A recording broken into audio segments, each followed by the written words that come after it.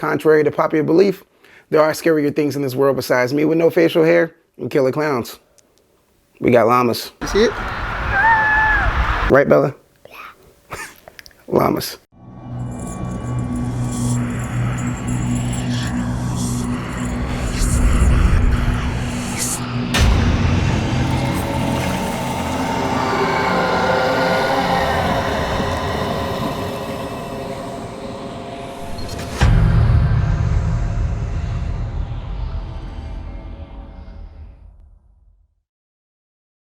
Welcome back, Midnight Society. It's your boy, the movie nerd, with the first review ever, It Chapter 2.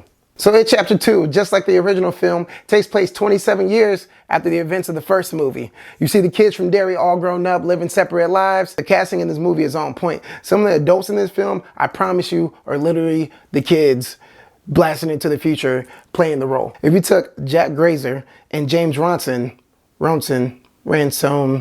whatever, if you took them, they literally look like they would be kid and father. Father, son, kid goes into the future and he plays himself. Either way, it looks like Jack Grazer literally time traveling to the future and be like, hey, I want to play this role. James Ransom and Bill Hader pretty much carry this movie.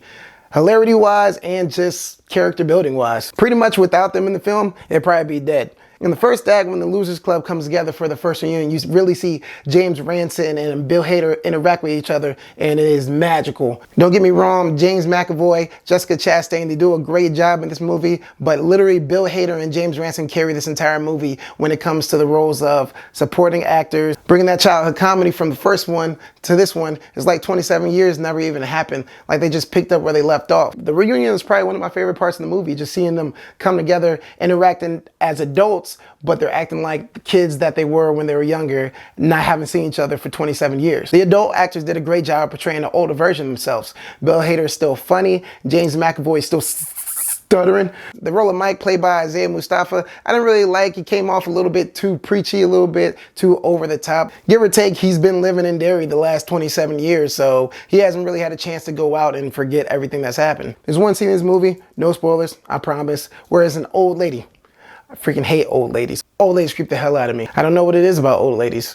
They just creep me out. And as soon as the lady popped up on the screen, I'm like, nope, not doing it. And that's crazy because I actually don't like clowns either, but I can watch it. And when Pennywise pops on the screen, I'm okay. This old lady popped on the screen, I'm like, nah, F that. I feel like the horror genre is getting to a point where jump scares are getting a little bit too common. You hear a long silence and then either way, you kind of see it coming. In this one, I knew it was coming. I still jumped. That's the type of horror movies I like to see. That's the type of scary film I want to go see where I'm still sitting on the edge of my seat knowing that something's about to happen and it still scares me. One thing that takes away from this film is that it's 3 hours long. Don't get me wrong, I'd watch a 3-hour movie if it's that good. I just don't think this movie is that good. It doesn't carry itself strong enough for the full 3 hours to make you want to sit there that long. I wanted to go see this movie with my wife, and the first and second act had us wide eyes, ears open, super attentive to the movie, and then by the third act, I just wanted the movie to be over with. Don't get twisted, the third act isn't that bad, but trust me when I say it's a great build-up to nothing. If you're looking for a remake or a duplicate of the original, you're definitely not going to find that here. And the ending of the movie just leaves a bad taste in your mouth. The best way for me to put it is like if you were eating a 3-course meal and you started with the dessert and then you went with the entree and you went to the salad. You'd probably be like, well, I probably should have get the salad first and then finished off with the ice cream because why would I finish off a salad? Looking back at the film, I just realized how much I really like Bill Hader and James Ransom in this movie. They literally made the movie, and if they weren't in it, I don't know if I really want to watch it. If I had to tear them up, it would go Bill Hader, Bill Skarsgård, and then James Ransom. James Ransom, I'm probably not going to say it right. Oh well. Not to say that James McAvoy, Jessica Chastain, Andy Bean, or Jay Ryan didn't do their thing in this movie. I'm just saying that those three stole the movie entirely, and if they weren't in the movie, it probably wasn't worth watching. I feel like It Chapter 1, I know it wasn't Chapter 1, it's just It. I feel like it did what it was supposed to do when it came to pacing, character building, just everything all around. I feel like this movie had pretty much 3 hours and still didn't execute well on that. There's one character that returns from the first film. You really don't even know why they brought them back. They could literally just be gone.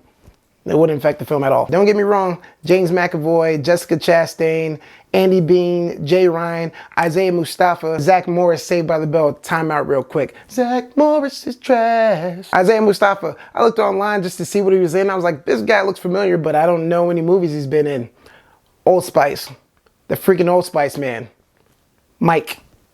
It Chapter 2. All in all, the movie was a good time. I definitely go see it in theaters. I'm working on a rating scale for my review, so I'm not gonna really have anything special. Out of 5 stars, I probably give it about a 3.8. So It Chapter 2, let me know what you think if you plan on going to see it or if you don't want to go see it. And as always, like, comment, and subscribe if you enjoy the review. And this is submitted for the approval of the Midnight Society.